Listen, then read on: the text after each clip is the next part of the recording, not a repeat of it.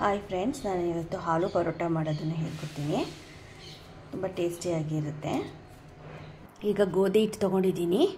ಒಂದು 4 ಪರೋಟ ಆಗೋಷ್ಟು ಗೋಧಿ ಹಿಟ್ಟು ತೊಗೊಂಡಿದ್ದೀನಿ ಇವಾಗ. ಮತ್ತು ಕಡಲೆಕಾಯಿ ಎಣ್ಣೆ ಮತ್ತು ಉಪ್ಪು ರುಚಿಗೆ ಹಾಕ್ಕೊಂಡು ಸ್ವಲ್ಪ ಚೆನ್ನಾಗಿ ಅದನ್ನು ಮಿಕ್ಸ್ ಮಾಡಬೇಕು. ಮಿಕ್ಸ್ ಮಾಡಿಬಿಟ್ಟು ನೀರು ಹಾಕ್ಬಿಟ್ಟು ಚೆನ್ನಾಗಿ ಸಾಫ್ಟಾಗಿ ಕಲಸಿಟ್ಕೋಬೇಕಾಗುತ್ತೆ. ಸೇಮ್ ಚಪಾತಿ ಹಿಟ್ಟು ಥರನೇ ಕಲಸಿಟ್ಕೋಬೇಕಾಗುತ್ತೆ. ನೋಡಿ, ಈಗ ಕಲಸಿಟ್ಕೊಂಡಿದ್ದೀನಿ. ಒಂದು 10-15 ನಿಮಿಷ ಹಾಗೇ ಮುಚ್ಚಿಟ್ಬಿಡ್ತೀನಿ.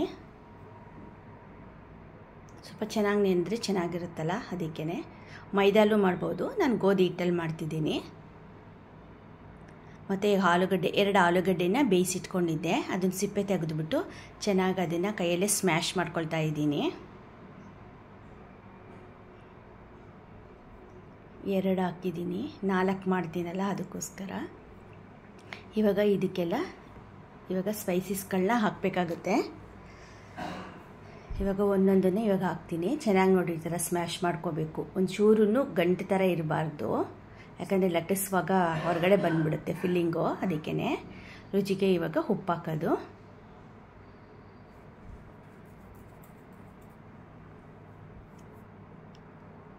ಮತ್ತು ಜೀರಿಗೆ ಪುಡಿ ಹಾಕ್ತಿದ್ದೀನಿ. 2 ಆಲೂಗಡ್ಡೆಯಿಂದ ಒಂದು ಅರ್ಧ ಸ್ಪೂನ್ ಹಾಕ್ತಿದ್ದೀನಿ. ಧನಿಯಾ ಪುಡಿ ಏನು ಜಾಸ್ತಿ ಬೇಡ, ಒಂದು 1/4 ಟೀ ಸ್ಪೂನ್ ಆದರೆ ಸಾಕು. ಮತ್ತು ಖಾರಕ್ಕೆ ಅಚ್ಚ ಖಾರದ ಪುಡಿ, ಖಾರಕ್ಕೆ ಎಷ್ಟು ಬೇಕೋ ಅಷ್ಟು ಹಾಕ್ಕೊಳ್ಳಿ. ಮತ್ತು ಇದು ಚಾಟ್ ಮಸಾಲ ಹಾಕಿದ್ರೇ ಟೇಸ್ಟ್ ಕೊಡೋದು. ಚಾಟ್ ಮಸಾಲ ಹಾಕ್ತಿದ್ದೀನಿ. ಶುಂಠಿ ಬೆಳ್ಳುಳ್ಳಿ ಪೇಸ್ಟು ಅದು ಒಂದು ಚಿಕ್ಕ ಸ್ಪೂನಲ್ಲಿ 1 ಟೀ ಸ್ಪೂನ್ ಅಷ್ಟು ಹಾಕಿದ್ದೀನಿ.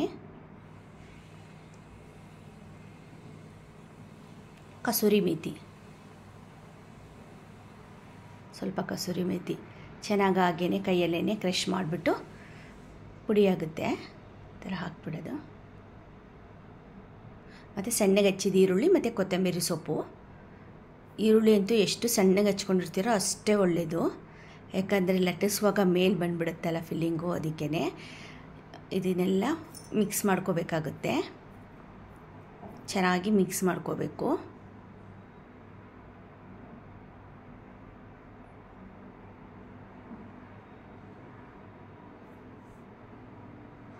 ಒಂದು ಸ್ವಲ್ಪ ಆಗಲೇ ಅರಿಶಿನ ಹಾಕೋದು ಮರ್ತೋದೆ, ಅದಕ್ಕೆ ಈಗ ಹಾಕ್ತಿದ್ದೀನಿ.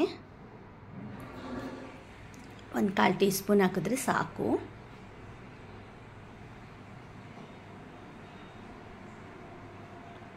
ಹಾಕ್ಬಿಟ್ಟು ಚೆನ್ನಾಗಿ ಮಿಕ್ಸ್ ಮಾಡ್ಕೊಂಬಿಡಿ.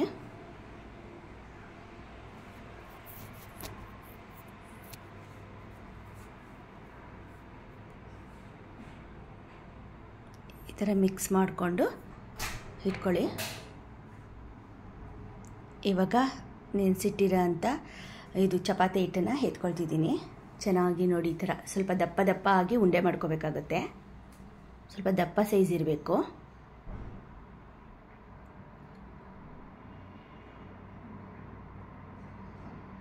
ಹಾಗೆ ಸ್ವಲ್ಪ ಚಿಕ್ಕದಾಗಿ ಒಂದು ಸ್ವಲ್ಪ ಲಟ್ಟಿಸ್ಕೋಬೇಕಾಗುತ್ತೆ.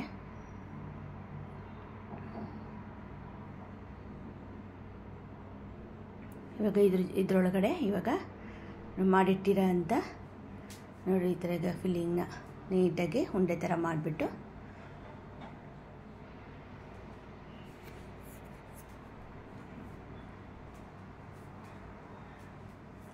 ಈಗ ಅದರೊಳಗಡೆ ಇಟ್ಬಿಟ್ಟು ನೀಟಾಗಿ ಫಿಲ್ ಮಾಡಬೇಕಾಗುತ್ತೆ. ಈ ಥರ ಮುಚ್ಚಿಬಿಟ್ಟು ನಿಧಾನಕ್ಕೆ ಪ್ರೆಸ್ ಮಾಡಬೇಕು, ಹೊರಗಡೆ ಬಂದುಬಿಡುತ್ತೆ. ನೋಡ್ಕೊಂಡು ಸ್ವಲ್ಪ ನಿಧಾನಕ್ಕೆ ಮಾಡಬೇಕಾಗುತ್ತೆ. ಸ್ವಲ್ಪ ಗೋಧಿ ಹಿಟ್ಟನ್ನು ಹಾಕ್ಬಿಟ್ಟು ಚೆನ್ನಾಗಿ ಈ ಥರ ಮಾಡಿಬಿಟ್ಟು ನಿಧಾನಕ್ಕೆ ಲಟ್ಟಿಸ್ಕೋಬೇಕು. ನೀವು ಎಷ್ಟು ನಿಧಾನಕ್ಕೆ ಲಟ್ಟಿಸ್ಕೊತೀರೋ ಅಷ್ಟೇ ಒಳ್ಳೆಯದು, ಇಲ್ಲಾಂದರೆ ಫಿಲ್ಲಿಂಗ್ ಬಂದುಬಿಡುತ್ತೆ ಹೊರಗಡೆ. ನೋಡಿ, ಈ ಥರ ಸ್ವಲ್ಪ ತಿಕ್ಕಾಗೇ ಇರಲಿ. ಪರೋಟ ಅಂದರೆ ತಿಕ್ಕಾಗೇ ಇರಬೇಕಲ್ಲ, ಅದಕ್ಕೇ ಈ ಥರ ತಿಕ್ಕಾಗೇ. ಹಂಚಾಗಲೇ ಕಾಯಕ್ಕೆ ಇಟ್ಟಿದ್ದೀನಿ, ಹಂಚಕ್ಕೆ ಕಾಯ್ದಿದೆ. ಈಗ ಹಾಕ್ತಿದ್ದೀನಿ ನೋಡಿ. ಸ್ವಲ್ಪ ಹಾಗೆ ಚೆನ್ನಾಗಿ ಬೇಯಬೇಕು. ನೀವು ಎಣ್ಣೆ ಆದರೂ ಹಾಕ್ಕೋಬೋದು, ತುಪ್ಪ ಆದರೂ ಹಾಕ್ಕೋಬೋದು, ಮತ್ತು ಬಟರ್ ಆದರೂ ಹಾಕ್ಕೋಬೋದು. ನಾನು ಎಣ್ಣೆ ಹಾಕಿದ್ದೀನಿ. ಎಣ್ಣೆ ಹಾಕಿದ್ರೆ ಡ್ರೈ ಥರ ಆಗಿಬಿಡುತ್ತೆ. ಬೇಕಾದ್ರೆ ಬಟರ್ ಹಾಕ್ಕೊಳ್ಳಿ, ಸಾಫ್ಟಾಗಿ ಚೆನ್ನಾಗಿ ಬರುತ್ತೆ. ನಾನು ಎಣ್ಣೆ ಹಾಕಿದ್ದೆ. ಎರಡು ಕಡೆಯೂ ಅಷ್ಟೇ ಚೆನ್ನಾಗಿ ಬೆಂದ ಮೇಲೆ ಎಣ್ಣೆನ ಹಚ್ಚಬೇಕಾಗುತ್ತೆ. ನೋಡಿ ಈ ಥರ ಎರಡು ಕಡೆಯೂ ಚೆನ್ನಾಗಿ ಬೇಯಿಸ್ಬಿಟ್ಟು ಮೊಸರು ಮತ್ತು ಉಪ್ಪಿನಕಾಯಿ ಜೊತೆಗೆ ಇದನ್ನು ತಿಂದರೆ ತುಂಬ ಚೆನ್ನಾಗಿರುತ್ತೆ ಟೇಸ್ಟಾಗಿ. ನಾನು ಮೊಸರು ಮತ್ತು ಉಪ್ಪಿನಕಾಯಿನ ಹಾಕಿದ್ದೀನಿ. ನೋಡಿ ಈ ಥರ ಫುಲ್ಲು ನಿಧಾನಕ್ಕಾಗೇ ಇದು ಮಾಡಬೇಕಾಗತ್ತೆ. ಸಣ್ಣ ಉರಿಲಿ ಬೇಯಿಸ್ಬೇಕು. ಆಗಿದೆ ಇವಾಗ.